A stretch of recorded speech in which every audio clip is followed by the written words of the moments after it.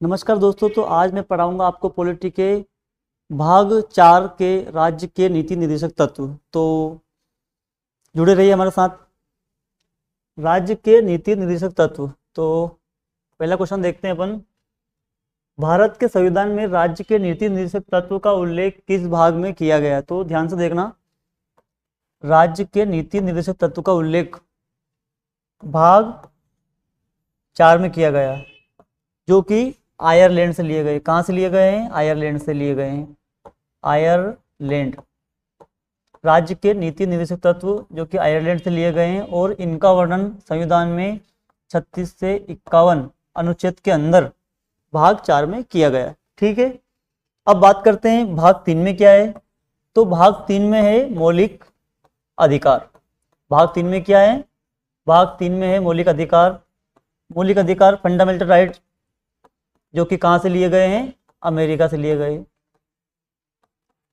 मौलिक अधिकार अमेरिका से लिए गए हैं, और इनका वर्णन अनुच्छेद 12 से 35 में किया गया है। तो ये भी ध्यान रखना, कभी कभी ये पूछता है आपसे कि कौन सा अनुच्छेद में ये ऐसा देता है आपको कि 12 से 35 है या 36 से 51 है। तो 12 से 35 क्या है? मौलिक अधिकार। 36 से 51 क्या है? नीति निर्देशक तत्व। ठीक है, अब बात करते हैं भाग 4 में क्या है। तो भाग 4 में है मूल कर्तव्य, जिसे बोलते हैं अपन मौलिक कर्तव्य। मौलिक कर्तव्य का उल्लेख भाग 4 में किया गया है, जो कि कहां से लिए गए हैं? रूस से लिए गए हैं। कहां से लिए हैं? रूस से लिए हैं। अपना भारत के संविधान में अपन ने सभी देशों से कुछ ना कुछ लिया है, तो भाग 4 में अपन ने लिया है मूल कर्तव्य, जो कि रूस का है। उसके बाद बात करते हैं अपन भाग 5 की। तो भाग 5 में है संघ। भाग 5 में क्या है? संघ, जिसमें आता है प्रधानमंत्री, राष्ट्रपति, संसद, संसद के तीनों भाग जैसे लोकसभा, राज्यसभा, राष्ट्रपति आदि का उल्लेख भाग 5 में किया है। अनुच्छेद 52 से लेके 151 तक इसमें पूरा भाग संघ से जुड़ा हुआ है। ठीक है, तो अपन आगे बढ़ते हैं। नेक्स्ट क्वेश्चन अपना, भारत के राज्य के नीति निर्देशक सिद्धांत को किस देश के संविधान से ग्रहण किया गया है? जो कि मैंने अभी आपको बता दिया है। नीति निर्देशक तत्व अपन ने कहां से लिए हैं? आयरलैंड से लिए। कहां से लिए हैं? आयरलैंड से लिए हैं, और 36 से 51 अनुच्छेद में इसका उल्लेख किया गया है। इसका राइट आंसर है। ठीक है, अब बात करते हैं दक्षिण अफ्रीका। तो इससे अपन ने क्या लिया है? तो इससे अपन ने लिया है कि अपने संविधान में अगर अपन को कभी संशोधन करना हो तो अनुच्छेद 369 में इसका उल्लेख किया गया है, और यह संविधान संशोधन से संबंधित है। संविधान संशोधन, अगर अपन को संविधान संशोधन करना है तो ये अपन ने लिया है दक्षिण अफ्रीका से, और अनुच्छेद 369 में इसका उल्लेख किया गया। ठीक है, अब बात करते हैं जर्मनी से क्या लिया अपन ने। तो जर्मनी से अपन ने लिया है कि कभी अगर अपने देश में आपातकाल लग जाए तो उस समय कौन से कानून लागू होते हैं, मौलिक अधिकार का कौन से मौलिक अधिकार बचते हैं, कौन से का स्थगन हो जाता है, तो वो अपन ने लिया है जर्मनी से। ठीक है, अब थर्ड क्वेश्चन देखते हैं अपन, आगे बढ़ते हैं। भारत के संविधान की कौन सा भाग कल्याणकारी राज्य के आदर्शों की घोषणा करता है? तो भारत का आदर्शों की घोषणा करने वाला अपन को एक ही पता है, राज्य के नीति निर्देशक तत्व, जो कि आयरलैंड से लिए गए हैं। तो बिल्कुल इंपॉर्टेंट क्वेश्चन है।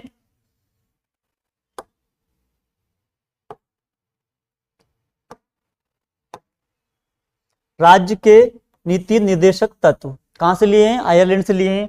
अब बात करते हैं मूल अधिकार। तो आपको पता ही है 12 से 35 तक क्या है? मूल अधिकार है।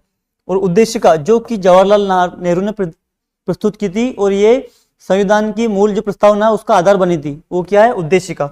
उसके बाद अगर अपन बात करें जो 7वीं अनुसूची है, तो ये क्या है?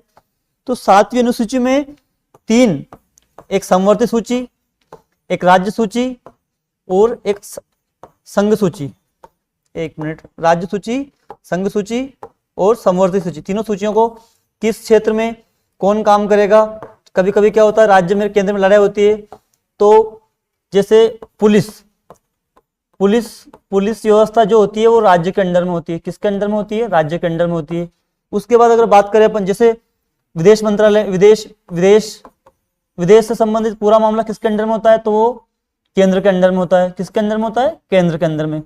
उसके बाद ऐसे कुछ क्षेत्र जो दोनों काम करना, जिसपे दोनों काम करते हैं, जैसे शिक्षा ऐसा समवर्ती सूची में इसलिए आता है क्योंकि इस पर कानून केंद्र बना सकता है और साथ ही साथ राज्य भी इस पर कानून बना सकता है। ठीक है, अब आगे बढ़ते हैं, नेक्स्ट क्वेश्चन देखते हैं अपन। संविधान का कौन सा अंश भारत के नागरिकों के आर्थिक न्याय प्रदान करने का संकेत प्रदान करता है, तो कौन सा करता है। पहली बात तो अपन को ये याद होना चाहिए कि इसका आंसर होगा राज्य के नीति निर्देशक तत्व। अब क्यों करता है, क्योंकि इस पे लिखा गया है कि लोगों को आर्थिक, राजनीतिक और सामाजिक न्याय मिल सके, तो इसका जो उत्तर होगा ये राज्य के नीति निर्देशक तत्व। अब उसके बाद बात करते हैं अपन मौलिक अधिकार। मौलिक अधिकार का फिर ऑप्शन आ गया, क्योंकि अपन ने पढ़ रखा है 12 से 35 में मौलिक अधिकार है, 2-3 बार अपन ने पढ़ लिया। उसके बाद प्रस्तावना जो कि संविधान की प्रथम, जिसके बारे में पढ़ के अपन को पूरा संविधान के बारे में जानकारी मिल जाती है कि हाँ भारत देश कैसा है, क्या हो सकता है, क्या नहीं हो सकता है, ओनली प्रस्तावना पढ़ के। ठीक है, और ये तो गलत ऑप्शन है ही सही। आगे बढ़ते हैं, राज्य के नीति निर्देशक तत्व का सहज अध्ययन के लिए इनमें से किस किस श्रेणी में विभाजित किया जा सकता है। तो देखना, इनमें सामाजिक निर्देशक तत्वों में क्या है कि समाजवादी,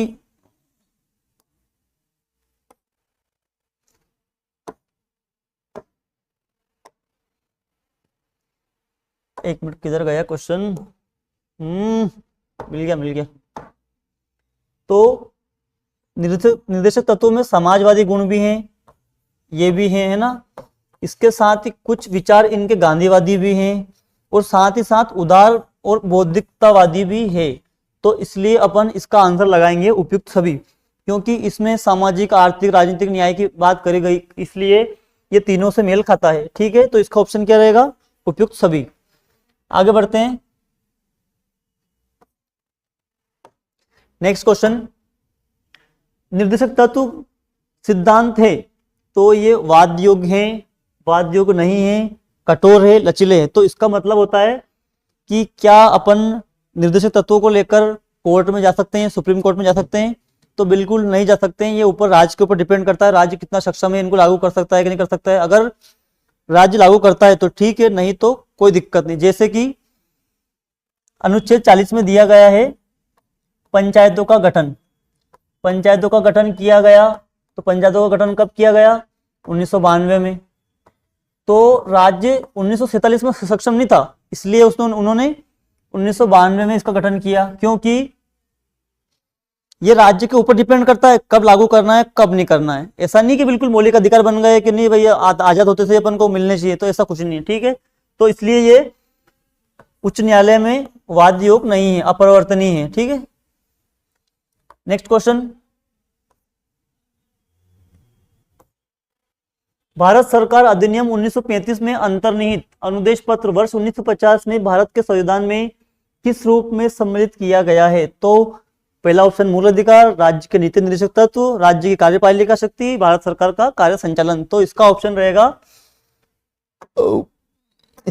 रहेगा राज्य के नीति निर्देशक तत्व, जो कि 1935 के अधिनियम में अंतर्निहित थे, लेकिन उनको 1950 में लागू नहीं किया, बस अनुदेश पत्र में रखा था कि हाँ अपन जब इस लायक होंगे तो इनको लागू करेंगे। ठीक है, आगे बढ़ते हैं। अब क्वेश्चन खत्म हो गए, लेकिन मैं आपको इनके कुछ, जैसे 36 में क्या है पूरी लाइन से एक बार मैं आपको दिखा देता हूं। जैसे इंपॉर्टेंट 36 है, 40 है, 44 है, 45 है। तो 36 में किया गया निर्देशक तत्वों के संबंध में राज्य की परिभाषा। ठीक है, राज्य की परिभाषा। इसके बाद बात करते हैं अपन 40 में क्या लिखा है। तो 40 में लिखा गया ग्राम पंचायतों का गठन। ऐसा नहीं कि करो ही सही, जब सक्षम हो राज्य तब करना है। तो अपन ने कब किए, 1992 में। तो पंचायतों का गठन, बहुत बार पूछता है क्वेश्चन कि अनुच्छेद 40 में, अनुच्छेद 40 संबंधित है तो किससे, पंचायतों का गठन से संबंधित है। या फिर अपन बस ऐसा याद रख लो पंचायत। उसके बाद अनुच्छेद 44, तो अनुच्छेद 44 का क्वेश्चन इतनी बार आ चुका है जितनी बार आप सोच नहीं सकते, तो इसको बिल्कुल मोस्ट आईएमपी क्वेश्चन कर लो।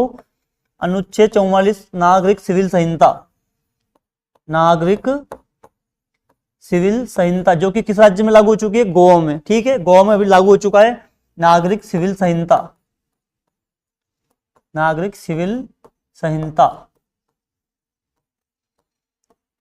इसके बाद 45 में 0 से 6 वर्ष के बच्चों के लिए निःशुल्क शिक्षा, 0 से 6 वर्ष के बच्चों के लिए निःशुल्क शिक्षा और उनकी देखभाल करना, यह अनुच्छेद 45 में कहा गया है।